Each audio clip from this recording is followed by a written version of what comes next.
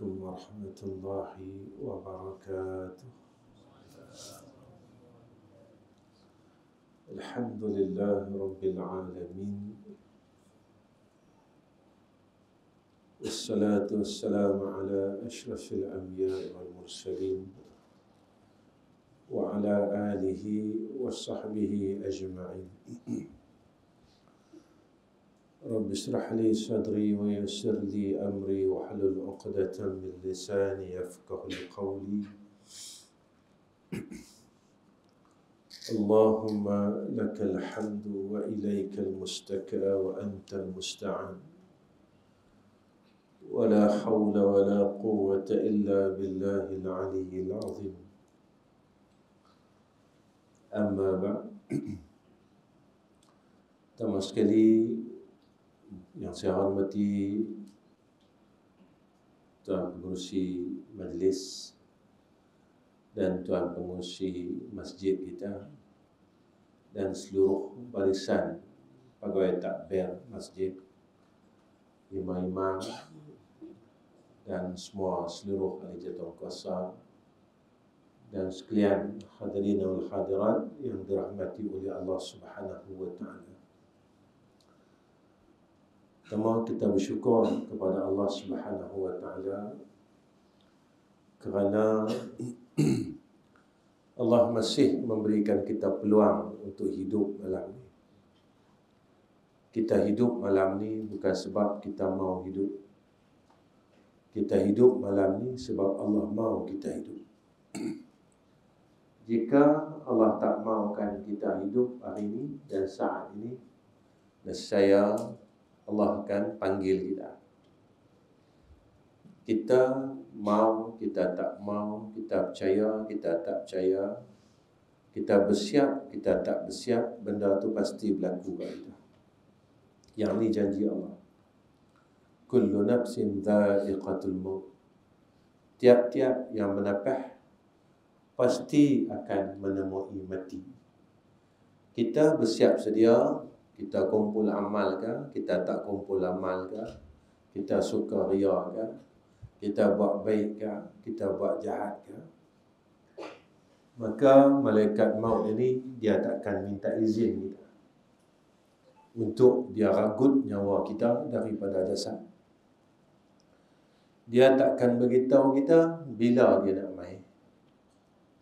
Dia takkan bagi syarat kat kita bila dia nak sampai.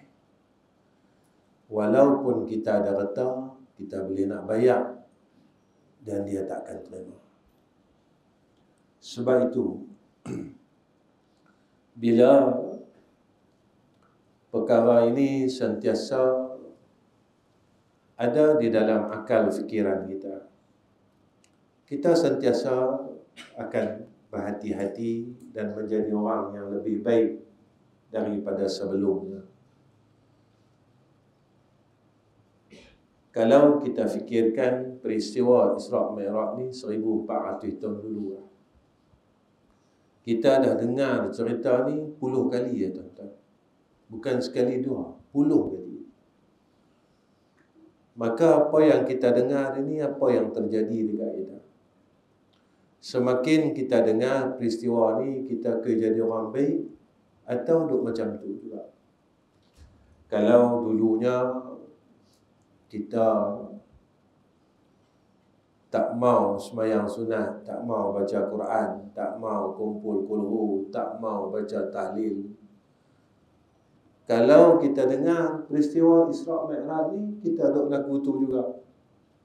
Maknanya kita orang yang telah disesatkan dengan kehidupan. Sebenarnya kita percaya, tapi sebab kesombongan diri kita ni, kita tak mau ikut Allah Ta'ala. Kita tahu dan kita percaya yang mana satu hari ni aku akan mati. Tapi sebab kesombongan kita, kita tak mau ikut Allah Ta'ala. Sebab itu dalam peristiwa Isra' Mi'raj ni, masa Nabi selesai Isra' Mi'raj, Nabi beritahu ke orang kafir Quraisy, ada dua golongan. Satu, seorang yang terus terima Nabi. Tak tanya apa dah. Dan dia benarkan apa yang terjadi dalam peristiwa Isra Mi'raj. Yang kedua, golongan yang kedua, dia dengar. Kemudian dia pelecehkan Nabi, dia hina Nabi, dia ejek Nabi. Dia kata Nabi ni reka cerita lah itu dan ini. Kita duduk di golongan mana? Apabila kita dengar cerita Isra Mi'raj, Nabi tengok syurga, Nabi tengok neraka, kita percaya ke tak dekat neraka ni? Nabi beritahu tentang syurga, kita percaya tak tentang syurga ni? Kalau kita percaya, apa yang kita buat? Kita rasa nak masuk tak syurga?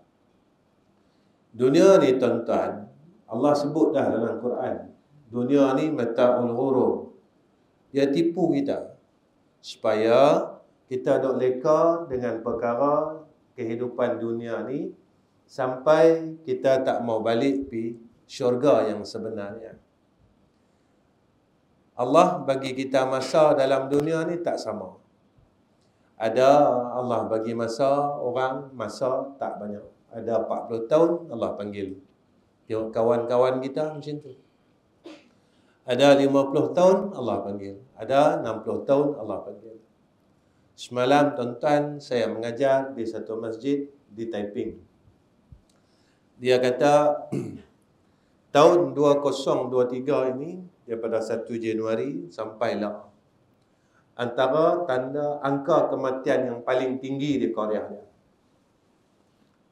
Angka kematian yang paling tinggi di Korea dia sejak dia jadi ahli pegawai tadbir di masjid itu hampir 10 tahun. Dalam masa 10 tahun ini.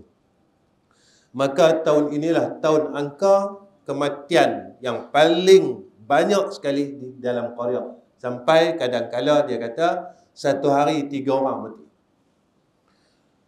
Tuan-tuan, benda ni Nabi dah bagi tahu kat kita 1400 tahun dulu.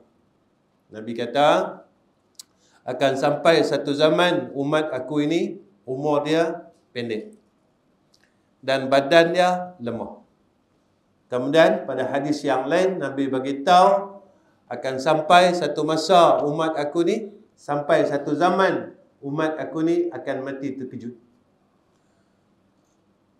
Maksud mati terkejut ni tak ada tanda, tak ada apa, mati. Baru sat-sat petang tadi, pagi tadi kita jumpa dia minum kopi sama. Petang qalu. Tuan-tuan, zaman yang Nabi sebut ini berlaku. Yang saya nak cerita dengan tuan-tuan bukan cerita mati terkejut, bukan cerita mati awal. Yang saya nak cerita, jika benda tu berlaku dekat kita dan kita berada pada tempat yang sama, kita tak mau ibadat, kita tak mau buat baik, kita tak mau melakukan amal salah, maka besok kalau kita mati, kita nak bawa apa? Yang ni persoalan saya. Kalau kita mati, kita nak bawa apa? Kalau kita Allah panggil, kita nak bekaikan apa? Dalam dunia ni tuan-tuan, kita kalau tak ada rumah, kita akan usaha pergi pacak tiang buat rumah. Sikit sedikit kalau kita tak ada modal.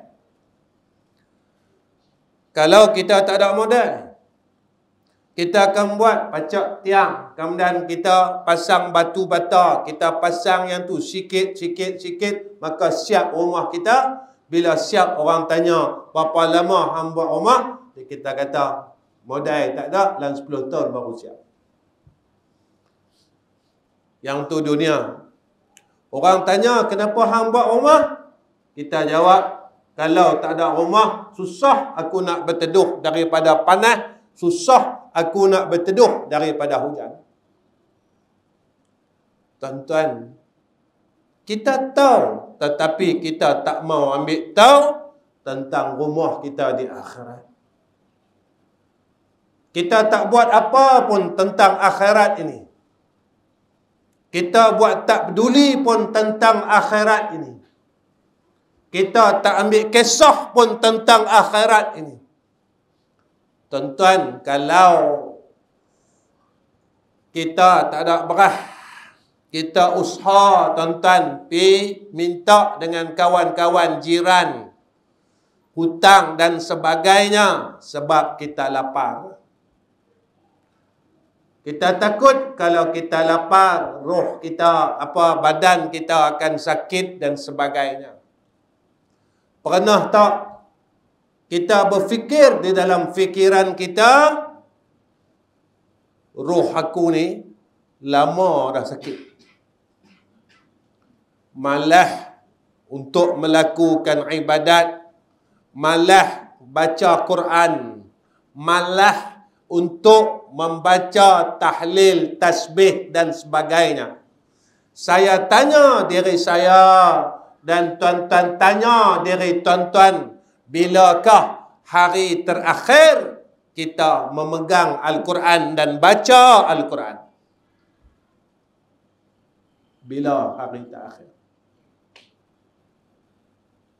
Tuan-tuan, kita nak jawab apa besok dalam kubur bila malaikat tanya kita, siapa ikutan kamu? Berapa lama tah kita telah meninggalkan Al-Quran yang menjadi salah satu persoalan di dalam kubur kita.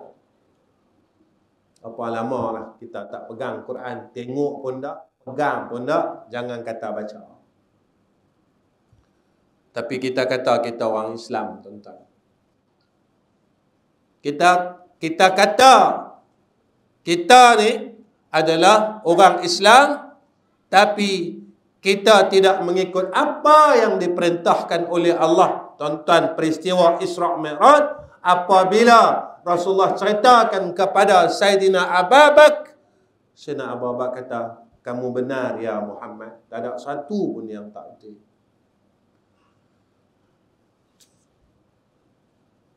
Tapi bila Abu Jahal dengar cerita tu, Abu Jahal peleceh Nabi. Macam kita juga, tuan-tuan. Apa semayang sunat apa, tak semayang sunat pun boleh masuk syurga. Tuan-tuan, kalau tekan ibadat kita, agak-agak kita boleh masuk syurga.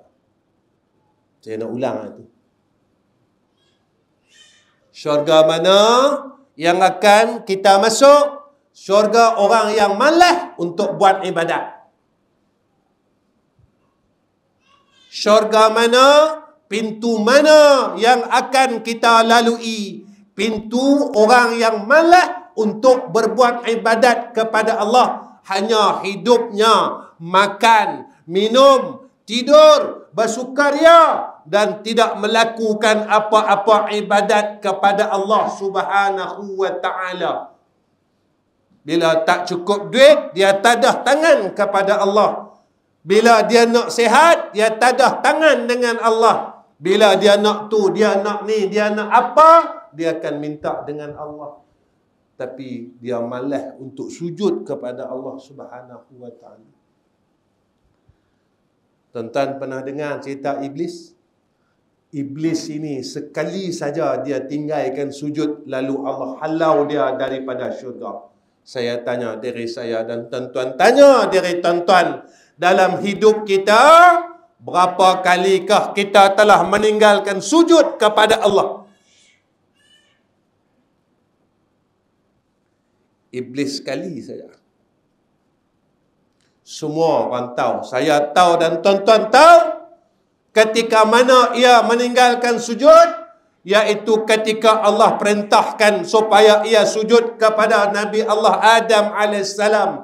Lalu sebab kesombongan dia kata, aku ni orang baik, kawan aku orang baik, aku lama dah duduk di dalam syurga. Lalu apa tindakan iblis? Aba wastakbara wa kana minal kafirin. Dia ingkar dengan Allah. Seluruh malaikat sujud kepada Nabi Adam atas perintah Allah, tapi iblis dia tak mau. Dia kata aku lebih baik daripada Adam. Sekali saja tuan-tuan Allah hambat buang daripada syurga. dalam hidup kita apa kali? Dalam hidup kita apa kali? Tuan-tuan, kita jangan main dengan Allah. Yang kita duk main ni Allah Ta'ala, tuan-tuan. Yang kita duduk main ni, kita duk kata kita duk apa ni dengan Allah, tuan-tuan. Bukan dengan orang. Dia boleh ambil kita bila-bila masa. Dia boleh buat kita apa yang dia mau buat. Dia boleh tarik nyawa kita bila masa tanpa keizinan kita. Dia tak payah minta izin kita, tuan-tuan. Dia boleh tarik nyawa kita. Dia boleh matikan kita tanpa keizinan kita. Yang kita duk sombong ni dengan Tuhan, dengan Allah Ta'ala. Syurga mana, tuan-tuan, yang boleh kita masuk jika perangai kita macam ni, tuan-tuan? Syurga mana yang akan benarkan kita masuk dalam keadaan kita masih meringan-ringankan masa yang Allah bagi kepada kita, tanpa kita berbuat apa-apa amal soleh langsung. Tuan-tuan, dalam dunia ni, kalau kita tak ada harta minta tolong orang, kat mana sampai ada juga orang tolong kita. Kalau kita susah, kita pergi cari kawan-kawan, dia akan tolong juga. Tapi tuan-tuan, dalam kubur, kita nak cari siapa? Tuan-tuan, dalam kubur, kita nak pergi cari siapa?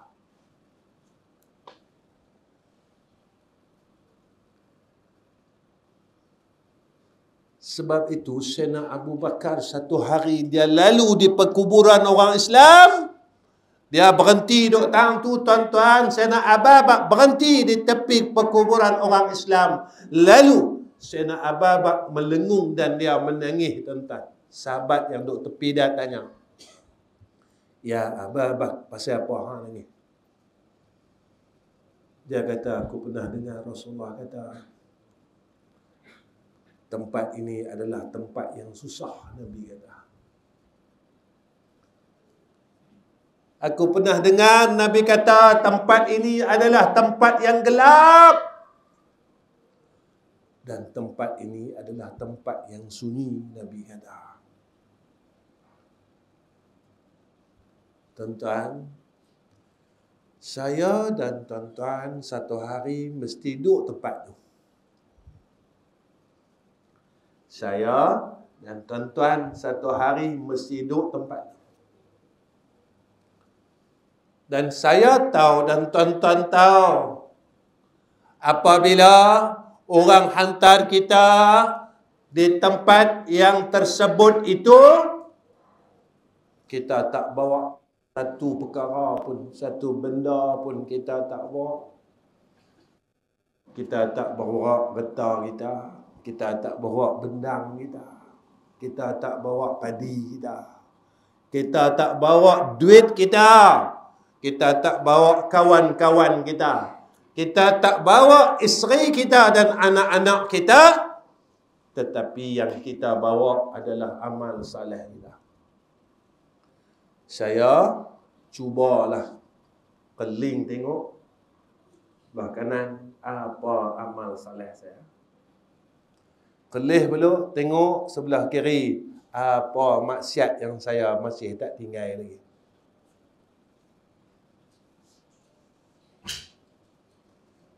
Pada ketika itu,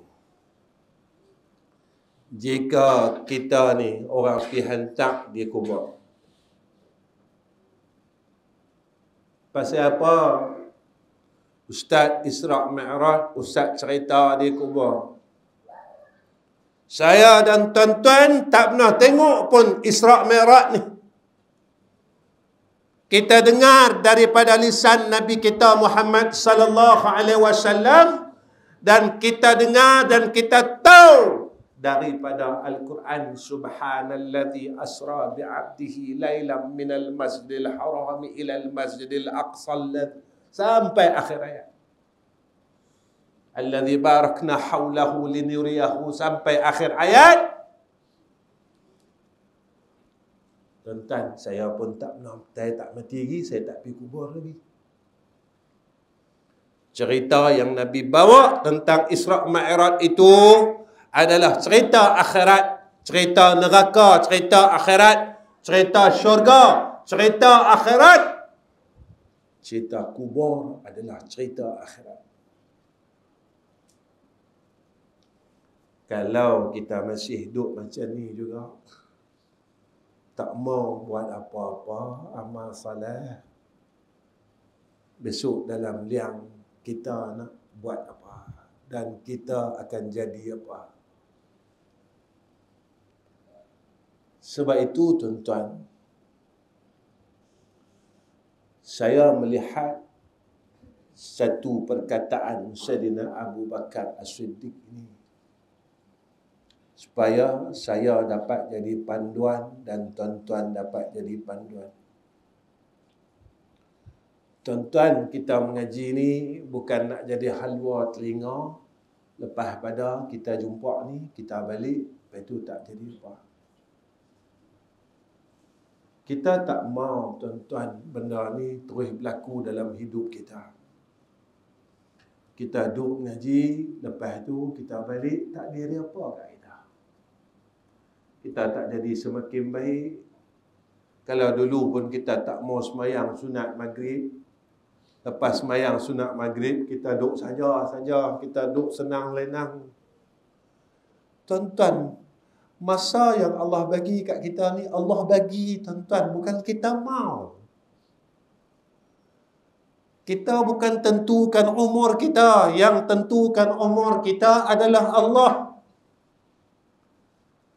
Saya tak boleh patah balik dan tuan-tuan juga tak boleh patah balik. Tuan-tuan, saya ada masa silam saya dan tuan-tuan ada masa silam tuan-tuan.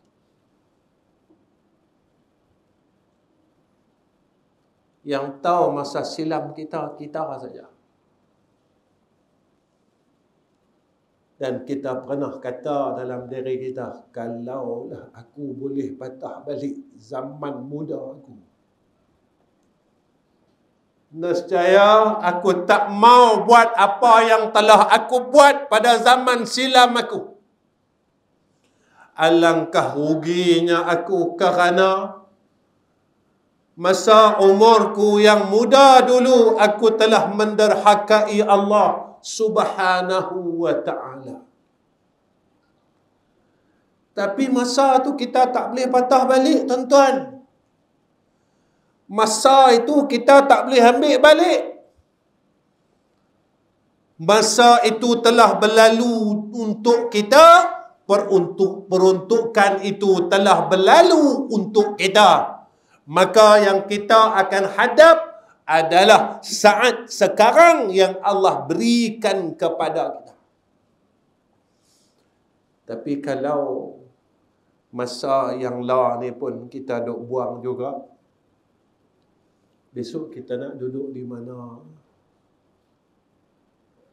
Kalau masa yang Allah bagi dekat kita ni, kita duk buang macam tu juga, besok kita nak pergi mana?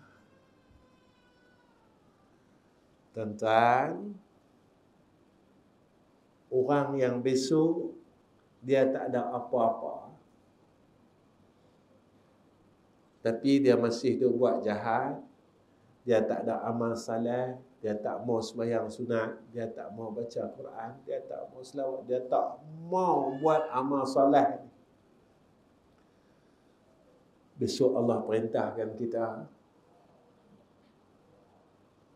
pergilah ke neraka Allah. Masa tu tuan-tuan, saya selalu sebut dalam kuliah saya, tak adakah rasa sedikit ketakutan dalam hati kita. Yang kita ini akan diazab oleh Allah Subhanahu wa ta'ala. Tak adakah ada rasa sikit dalam hati kita? Kalau tak banyak pun tuan-tuan, sikit dalam hati kita. Kita rasa takut dengan Allah, takut dengan ancaman Allah, takut dengan azab Allah.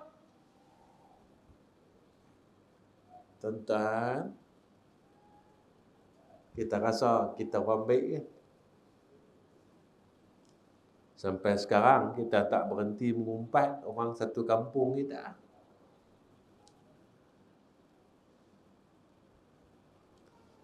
Orang satu masjid, satu kampung, satu parit dengan kita, satu lorong dengan kita. Tuan-tuan ada jumpa ke Nabi kata orang yang mengumpat ni orang saleh? Tuan-tuan, kalau sampai hari ni kita tak boleh berhenti mengumpat lagi, kita orang gagal, tuan-tuan. Kalau sampai hari ni kita tak boleh berhenti kata orang lagi, kita orang yang gagal. Gagal itu di mana?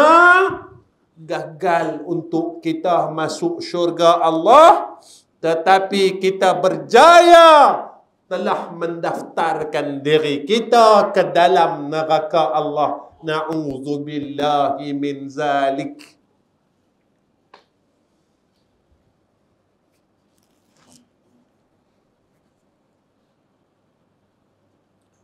Sebab itu, sejak tuan-tuan kita tengok apa kata Sayyidina Abu Bakar. Apa kata Sayyidina Abu Bakar? Az-zulumatu khamsun was-suruju laha khamsun. Gelap ada 5 dan cahaya penerang dia pun ada 5. Kita tak mau tuan-tuan duduk dalam kegelapan. Kita tak mau dalam zulmat ini. Gelap ni susah. Hidup dalam gelap susah. Tuan-tuan, kalau kubur kita besok gelap, kita akan rasa resah, tuan-tuan. Kita belajar-belajarlah terang-terangkan rumah kita, rumah akhirat kita, tuan-tuan. Kubur kita. Tuan-tuan, saya nak abad macam ni ya.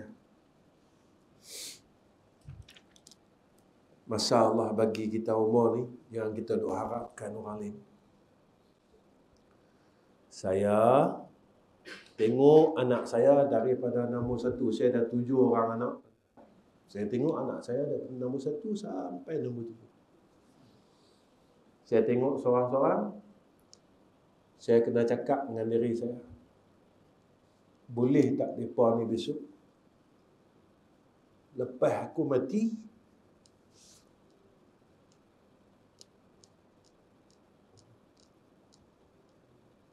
mereka selamatkan aku akan kesusahan alam kubur. Bolehkah anak aku had nombor 1 sampai nombor 7? Boleh tak aku harapkan mereka ni semua, masa mereka letak aku dalam liang lahat, dan kita dengar 7 langkah mereka ni tinggalkan kita. Tup, tup, tup, tup, tup, tup, tup. Selesai saja 7 langkah ini mereka tinggal. Mai malaikat yang akan tanya kita soalan-soalan kubur. Daripada sekarang, saya tengok anak saya, tuan-tuan tengok anak tuan-tuan. Kita perhati tengok, boleh tak mereka ni tolong aku besok? Ataupun mereka akan tinggalkan kita macam mereka buang kain buruk. Mereka tak pedulikan kita. Setelah kita duduk dalam liang lahat, mereka tak ambil tahu hal kita. Mereka tak mau mereka tak akan bagi Fatihah apa-apa dekat kita. Mereka akan tinggalkan kita seperti mana mereka buang kain buruk yang sudah tidak berguna lagi dalam kehidupan mereka. Kalau tuan-tuan rasa tuan-tuan tak harap, mulai malam ni kita mulalah tuan-tuan. Kita mulalah kumpul kulhu sikit demi sedikit sebelum Allah panggil kita balik menemui Allah. Kita mulalah kumpulkan tasbih sedikit demi sedikit untuk keperluan aku selepas kematianku. Kita mulalah menjadi insan yang lebih baik supaya aku tidak berada di dalam kegelapan. Apa kata Sayyidina Abu Bakar? Sayyidina Abu Bakar kata apa? Hubbud dunya zulmatun wa siraju laha taqwa. Cinta dunia itu gelap dan penerangnya adalah takwa, kata Sayyidina Abu Bakar. Tuan-tuan, yang duk gelapkan hidup kita ni dunia. Kita bergaduh pasal dunia. Kita putih silaturahim dengan adik-beradik kita pasal dunia, tuan-tuan. Kita buang kakak kita pasal dunia. Kita buang abang kita pasal dunia. Ada seorang mak yang buang anak dia pasal dunia, tuan-tuan. Saya pernah mendapat mesej, tuan-tuan, dari seorang ibu. Dia mesej saya, Ustaz, saya buang anak saya 20 tahun yang dulu disebabkan harta, harta, Ustaz. Selepas 20 tahun yang lepas, ketika dia mau anak dia kembali, tuan-tuan, anak dia tak pedulikan dia. Tuan-tuan, sebab itu Allah bagi tahu dekat kita, wahai orang yang beriman, jangan kamu dicelakakan dengan harta kamu dan anak pinak kamu daripada ingat Allah. Siapa yang berbuat demikian, maka Allah kata mereka dalam golongan orang yang rugi, kata Allah. Tuan-tuan, kita nak main ni malam nisfu Syaban. Apa kata Nabi sallallahu alaihi wasallam pada malam nisfu Syaban? Allah Subhanahu wa taala akan mengampunkan seluruh dosa hamba-hambanya, melainkan yang pertama orang yang musyrik, yang kedua orang yang bermusuh-musuhan di antara mereka. Tuan-tuan, 15 Syaban tak lama dah nak mai. Malam ni saya pesan dengan diri saya, dengan tuan-tuan, setahun sekali Allah berikan peluang ni pada hamba dia. Kalau kita ada bergaduh dengan siapa-siapa, pergilah minta maaf. Kalau kita ada bergaduh dengan siapa-siapa, bermusuh dengan siapa-siapa, pergilah meminta maaf dan memberi kemaafan. Kerana apa, tuan-tuan? Kerana peluang ini, anugerah ini daripada Allah Rabbul Izzah. Kerana anugerah ini daripada Allah Rabbul Izzah yang Allah berikan kepada hamba-hambanya pada malam nisfu Syaban.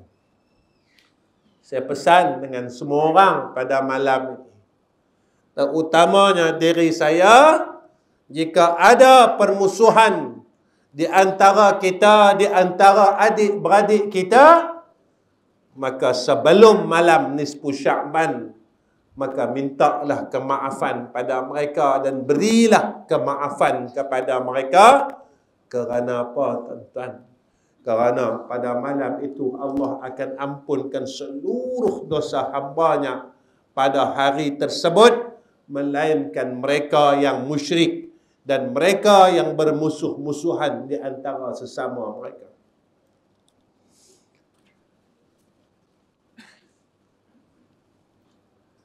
Maka kata Sayyidina Abu Bakar, maka penerang dia adalah ketakwaan kepada Allah. Orang yang dia nak terang hidup dia, roh dia, maka dia akan jadikan takwa ini, tuan-tuan, sebagai perisai hidup dia. Sebab apa? Sebab nafsu ni, dia dengan dunia, dia ni gu, tuan-tuan. Dia memang kawan baik. Nafsu kita dengan dunia ni kawan baik.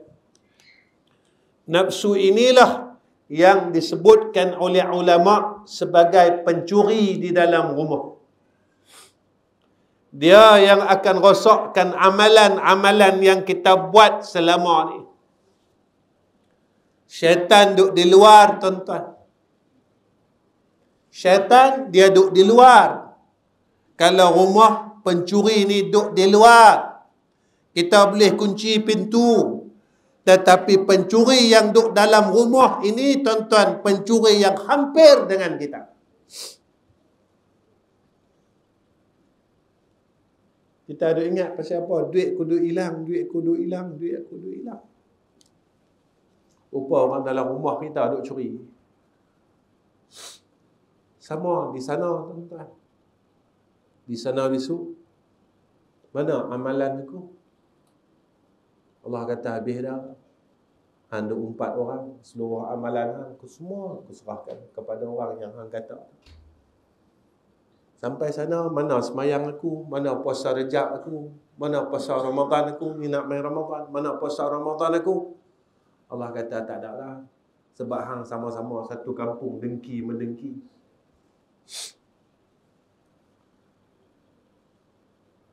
Besok kita tanya, mana dia amalan aku, semayang aku, sedekah aku, mana dia?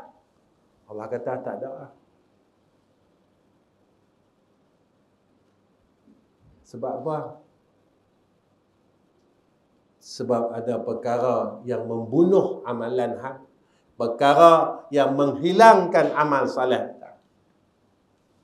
Tuan-tuan, dosa dengan Allah ni mudah lah minta ampun. Tapi dosa dengan orang ni susah. Saya satu hari, saya dah mengajar di satu tempat, tuan-tuan, tapi saya tak mau cerita. Tak mau cerita tempat. Saya kata, tuan-tuan duk tanam sawit ni, tuan-tuan dapat subsidi bajar. Saya kata,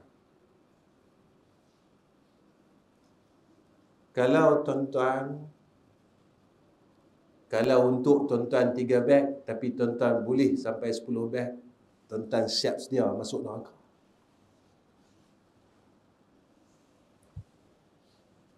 Sebab 7 beg lagi bukan hak kita, 7 beg lagi adalah hak orang lain yang kita telah rampas. Jaga ni, tuan-tuan. Sini saya tak tahu. Berapa tahun dosa tu kita dah buat, maka dosa itu dicatat oleh malaikat yang berada di sebelah kiri kita. Kita boleh tipu orang, tuan-tuan, tapi kita tak boleh tipu Allah Subhanahu wa ta'ala. Saya boleh tipu, tuan-tuan, dengan serban saya, dengan jubah saya. Tapi saya tak boleh tipu Allah Ta'ala, tuan-tuan. Hak saya nak beradab ni dengan Allah. Yang saya nak kena hadap ni di akhirat adalah Allah Subhanahu wa ta'ala.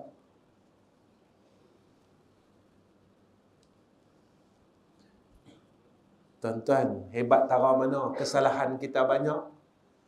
Dan ketika kita khianat dengan orang lain, cara untuk menghapuskan dosa tersebut, mestilah kita memohon kemaafan kepada orang yang kita khianat.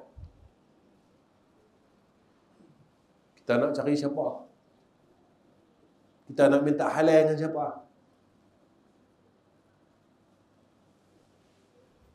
Kalau orang tu hidup ni tak apa, tuan-tuan. Kalau orang tu mati tak.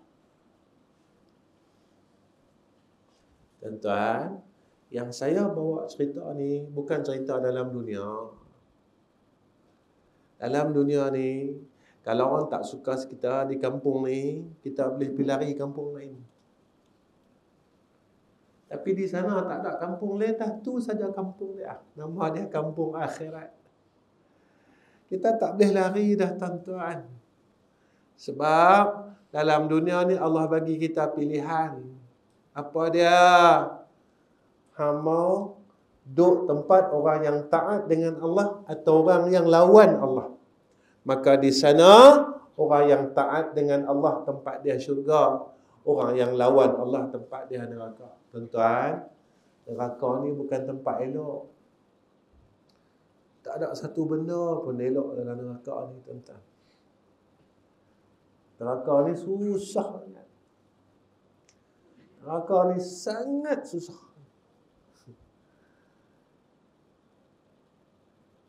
Sampai satu masa, tuan-tuan, ketika Jibril bagi tahu kat Nabi Muhammad, ya Rasulullah, hari ini saat neraka itu dinyalakan, akan nyalaan api yang terlalu dahsyat. Rasulullah termenung, tuan-tuan. Rasulullah tanya, tingkatan ni untuk siapa? Tingkat ni untuk siapa? Tapi ada satu tingkat untuk umat Muhammad sallallahu alaihi wasallam. Tentang apa yang terjadi pada Nabi 1400 tahun yang dulu. Bila Nabi kata, Nabi dengar daripada Jibril, tingkatan ni untuk umat engkau ya Muhammad. Ada riwayat mengatakan Nabi nangis 3 hari 3 malam. Nabi menangis untuk kita 3 hari 3 malam, tuan-tuan, agar umatnya selamat daripada api neraka Jahannam. Tapi kita pergi tempah api neraka, tuan-tuan. Kita yang pergi tempah jalan tu. Kita tak mau keluar daripada neraka itu dengan cara kita tak mau berhenti buat maksiat. Kita degil, tak mau kita tinggalkan kejahatan yang masih kita buat. Dengan kita tak mau beramal salah. Kita ambil ringan, buat tak tahu, buat tak erti, besok masih ada. Tuan-tuan, besok memang masih ada. Yang kita takut, yang tak ada tu kita.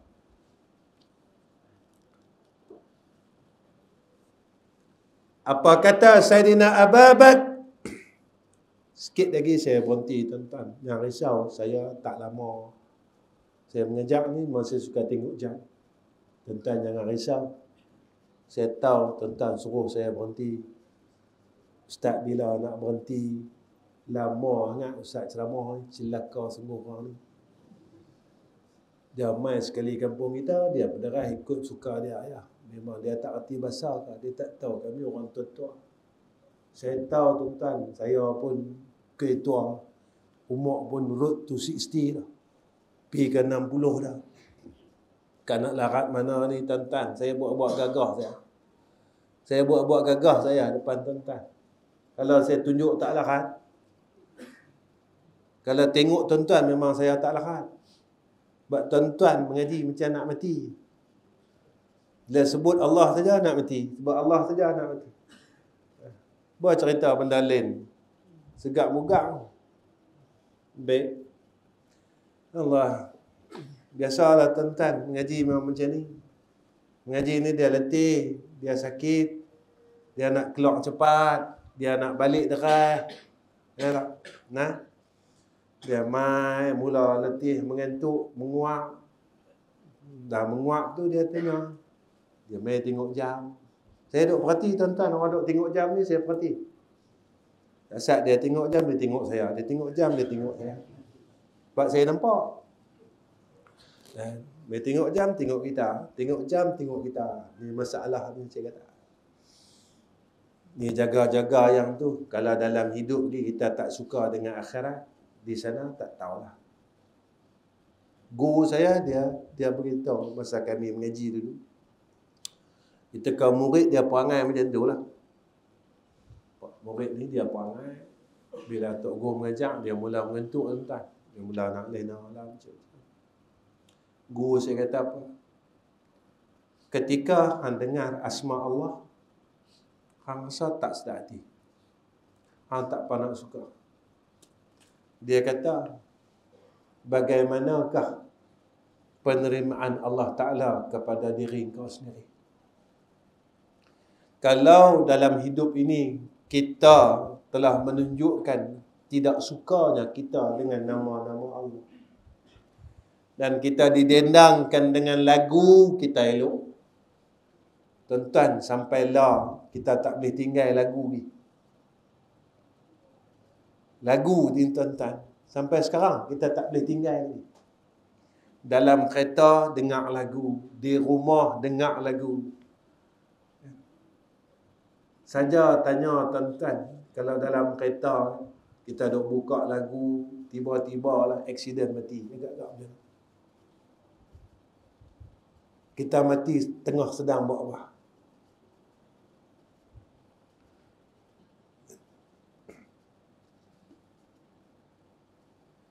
Ni kita bawa kereta ni tuan-tuan, kita duk pasang lagu.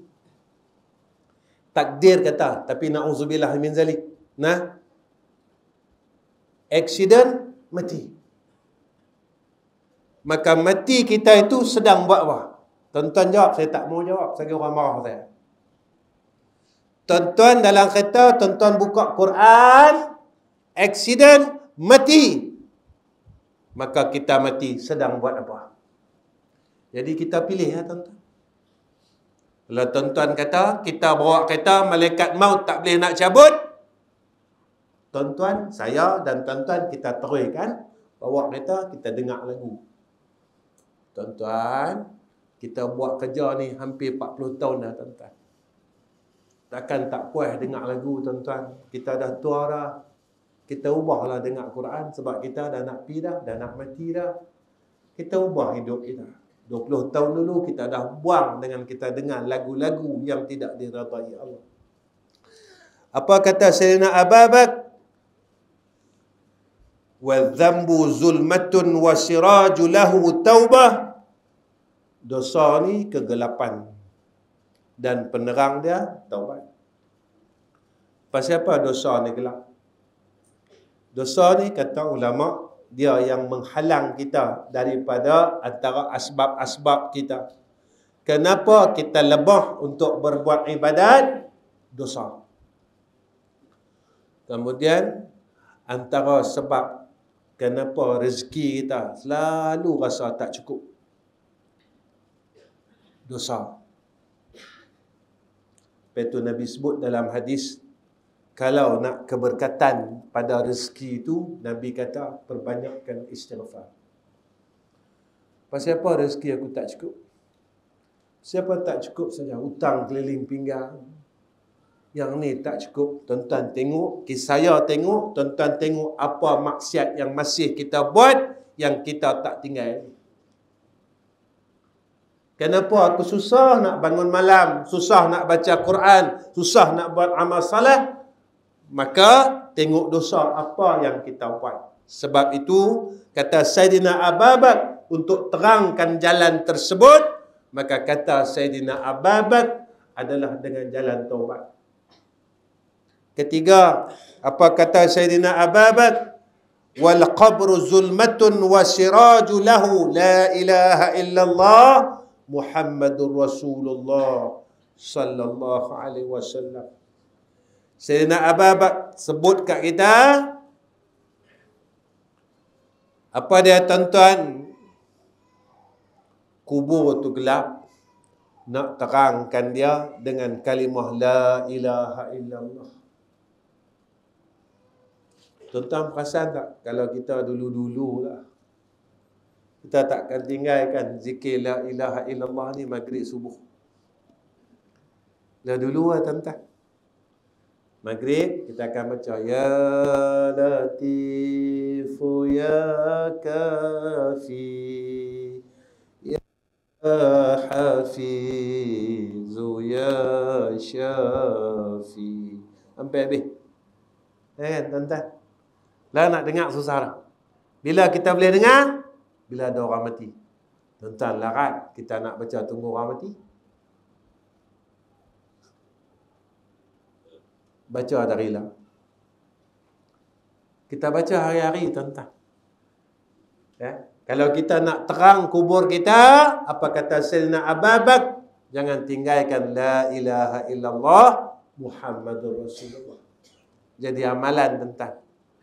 Jadi amalan. Tiap-tiap lepas semayang kita baca la ilaha illallah Muhammadur Rasulullah. La ilaha illallah Muhammadur Rasulullah. Buat apa Ustaz? Mudah-mudahan dengan kita istiqamahkan membaca la ilaha illallah Muhammadur Rasulullah, besok kita nak mati, mulut kita spontan sebut la ilaha illallah Muhammadur Rasulullah. Kita mula dari sekarang. Nah. Kemudian apa kata Sayyidina Abu Bakar? Wal akhiratu zulmatun wa siraju laha al-amal salih wa siratu zulmatun wa siraju lahu al-yaqin. Habis tak tuan-tuan? Sayyidina Abu Bakar kata apa? Akhirat adalah gelap, cahaya penerang dia amal salih. Kalau besok di akhirat kita nak hidup, kita senang buat amal salih. Malam ni tuan-tuan, saya nak ajak semua orang yang ada malam ni. Nabi beritahu kat kita apa dia? Siapa yang semayang sunat ba'da Isya 4 rakaat, menyamai dengan orang yang semayang pada malam Lailatul Qadar. Saya uji diri saya.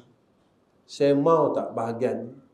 Mungkin malam esok saya tak hidup lagi. Malam ni lah peluang saya untuk dapat apa yang Nabi janjikan dekat kita. Tuan-tuan, saya ajak semua orang yang hadir pada malam ni. Jika inilah sembahyang isyak kita yang terakhir.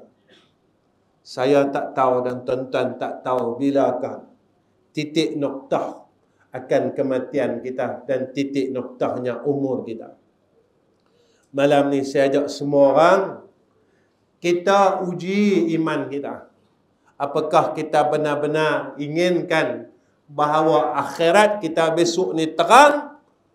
Saya ajak semua orang malam ni, ya Allah, jika inilah sembahyang sunat ba'da isyak aku yang terakhir, terimalah akan solat sunat aku ini ya Allah, dan kurniakanlah seperti mana yang telah dijanjikan kepada oleh Nabi kami Nabi Muhammad sallallahu alaihi wasallam.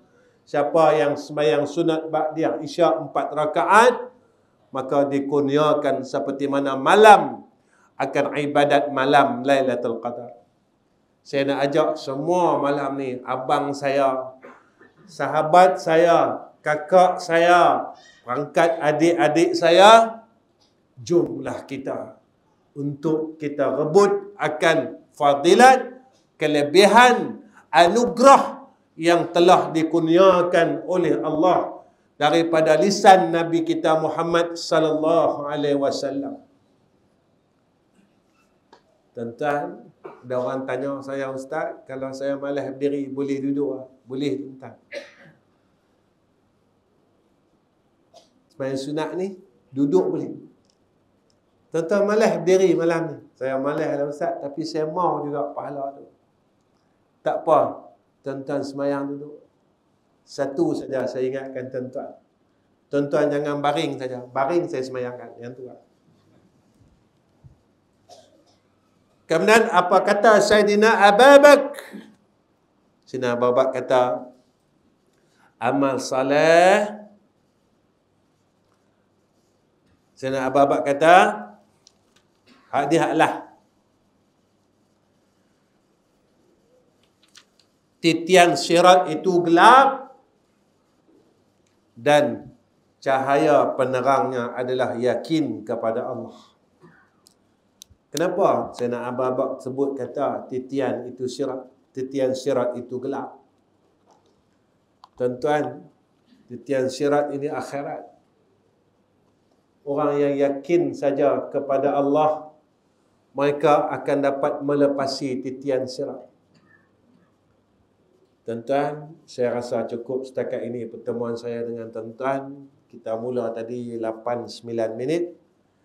9-4 minit saya berhenti. Ya, cukuplah kot nah. Jadi mudah-mudahan Allah berkatkan majlis kita. Allah jadikan asbab majlis kita bertambah menjadi orang yang lebih baik daripada sebelum ini. Sebab Nabi kata, orang yang berkat itu apabila bertambah umurnya, bertambah kebaikannya.